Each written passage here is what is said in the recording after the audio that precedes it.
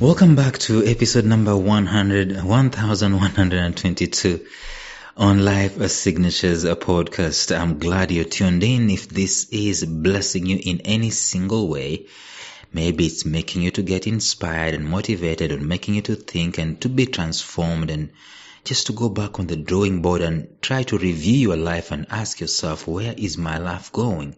If you're getting some of those answers and some of those nuggings in your heart, I'm sure that you're enjoying the podcast.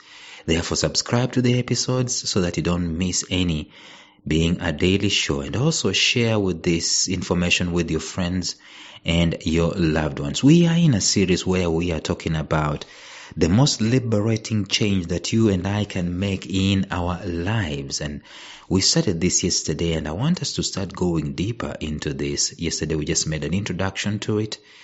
Let's go deeper today and see what we can be able to learn. Stay tuned.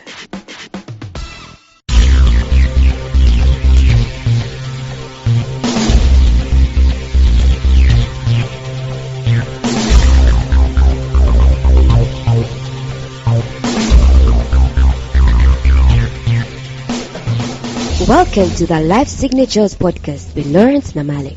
Lawrence is a life coach, author, and keynote speaker who loves to tackle different topics on purpose, productivity, and resilience. His mission in life is to awaken all your boundless possibilities available in you.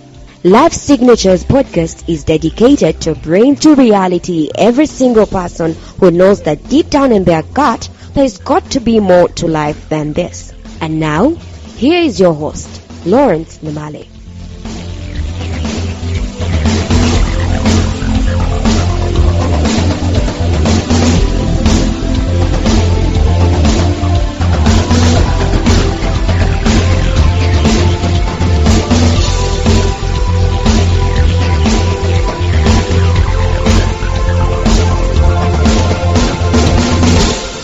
Life Signatures episodes are brought to you by africanbooks.com, which is an online ebook platform that seeks to broadcast the African Christian voice to the world.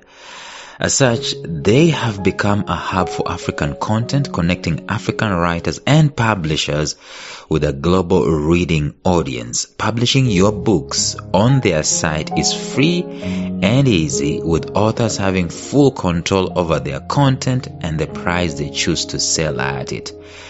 I was personally blown away by the concept that africanbooks.com is coming up with. Things like no content from their site or their app is going to be run on laptops so that people can easily copy. In other words, your content as a writer is restricted from digital multiplication or digital copying, so you remain intact with your information. And the other concept that I got so blown away with was the fact that in some time to come, in due course, africanbooks.com will be starting to announce African Writer of the Year.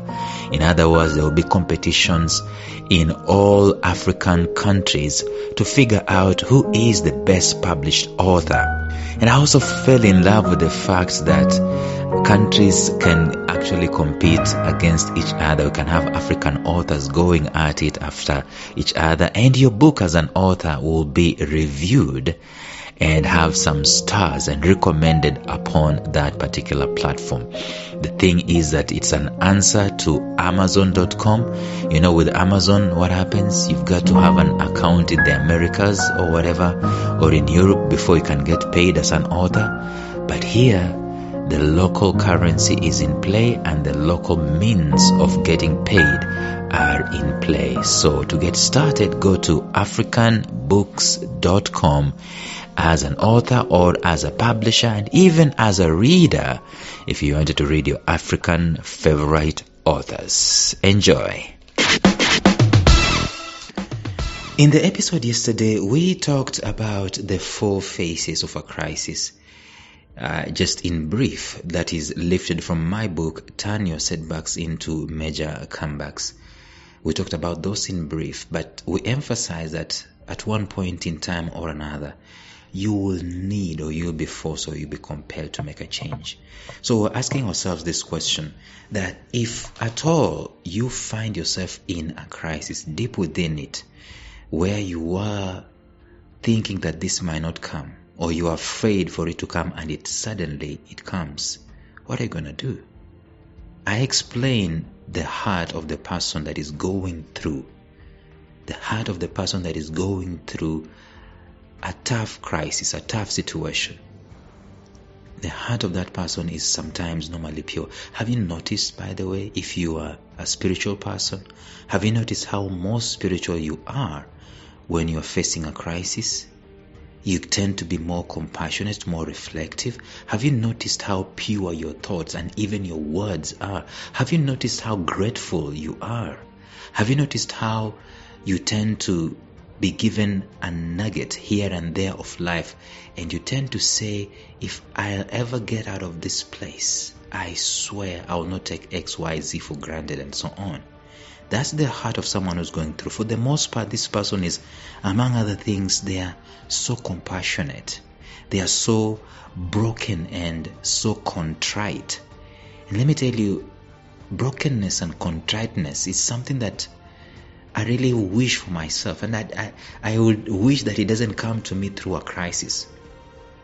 I would wish that I would just have a broken heart and contrite spirit. And I have a friend, and she knows herself, who I think, in my opinion, espouses that spirit of being just contrite, being broken, being compassionate. At times when people are going through a crisis, they tend to be very reflective, which is a very instructive thing for us to do. At times a crisis will force us to reflect, and the reflection that we go through gives us a lot of intelligence. Let me tell you something about intelligence. Intelligence, the most potent intelligence, is not that which the CIA or the FBI or the special KGB, it's not what the special branch gives you, or MI5, or is it MI6, whatever it is. It is what you get yourself by being reflective, and you know some aspects, spiritual aspects, soulish aspects of your life. And you get to get this benefit from a crisis. And these guys, they also, who are going through a crisis, they tend to be very understanding of others who are also going through. And later on, even when the crisis has been averted, they will identify themselves with those ones who are going through. The man who has been kicked out of a house and humiliated, he understands the same thing when he sees someone else going through that. And that's why liberators, people who can liberate you, they will be lousy liberators if they have not gone through the pain that you're going through. But the most loving, the most caring, the most ruthless liberator against your oppressor is the one who has suffered the same fate that you're suffering.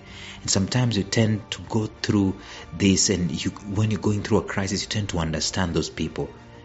And again, when you're going through a crisis, you tend to have a learning spirit, a learning heart. And then you yearn, like I've said, you yearn for another chance to make things right. But even as I'm discussing all those things, I am talking about the change that we can make in our lives. And all these things I am discussing are connecting, or they are pointing towards that particular change that you can be able to make. And this change, I'm going to mention it later on, but I don't want to mention it today. I'm going to mention it later on. And perhaps the greatest realization for such a person who is going through a life of a crisis is that there are very many things that can actually be culled, pruned, removed from their lives, drained out of their lives. And guess what? They will still be alive, and they will still do life. We tend to put a lot of baggage, and sometimes it's not even baggage, it's well-meaning.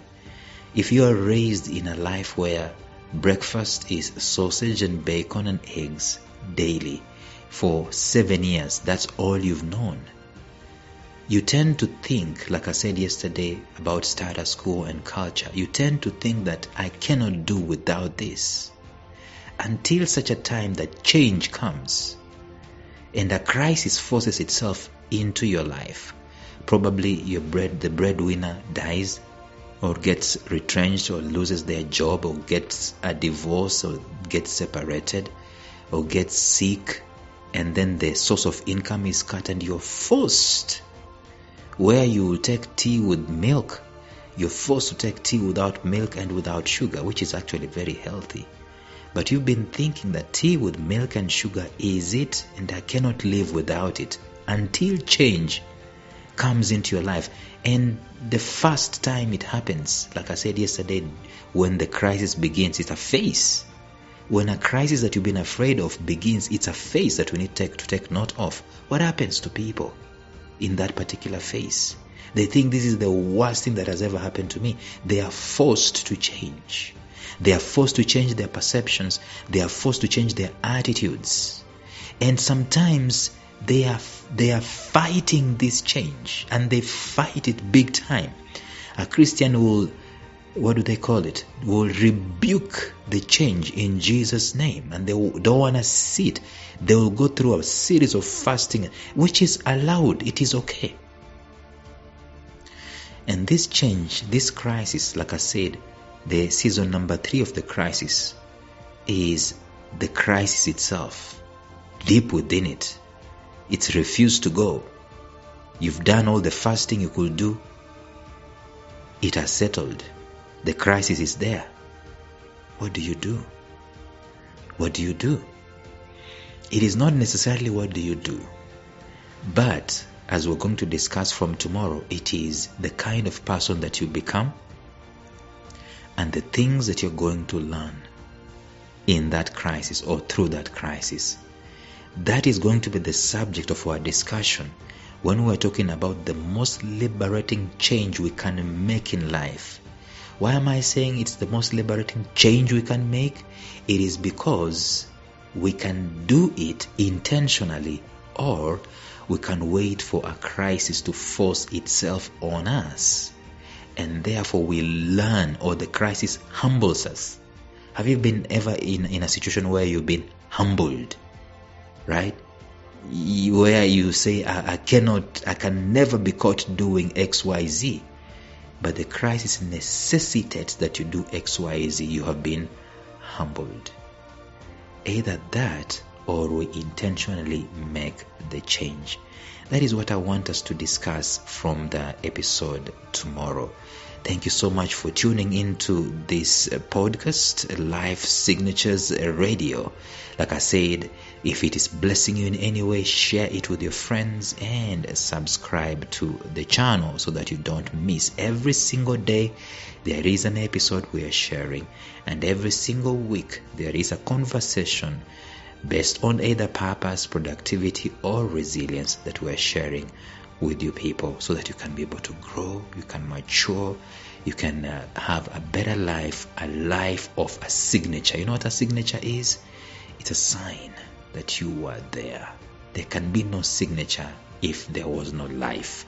Therefore, life signatures is about the life that you live, so much so that it leaves a mark behind, saying, Lawrence was here.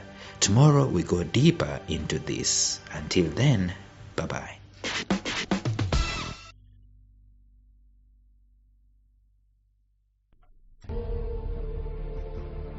Thank you for listening to Life Signatures Radio. If you enjoyed today's show, subscribe to Life Signatures Radio on iTunes, Stitcher, or visit our website at lifesignatures.libsyn.com. Life Signatures Radio, fresh, clean, and inspiring.